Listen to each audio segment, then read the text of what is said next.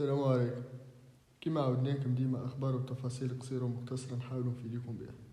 في الفيديو هذا باش نحكو على التراجع كما قريتو في العنوان، الانتدابات والانتقالات. قبل ما ندخل في الفيديو والتفاصيل، إذا كان كنت جمعي ما تنساش الاشتراك في القناة.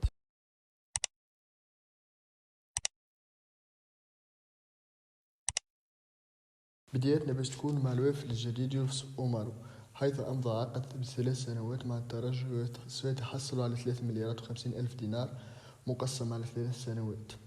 العام الأول 850 ألف دينار، العام الثاني 1050 ألف دينار، والعام الثالث 1150 ألف دينار.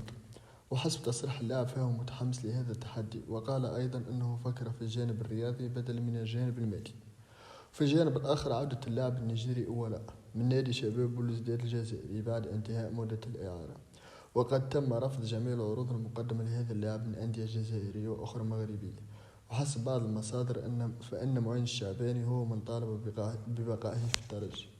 أما بالنسبة للانتقالات، عندنا 3 لاعبين خرجوا من الترجي بعد انتهاء عقودهم اللي هما كوليبالي والوجه نادي قطري، وحمد الهوني والوجه الأقرب فريق سعودي، والأخير محمد علي بن رمضان والوجه الفريق المجري فريق عيس العدون السابق.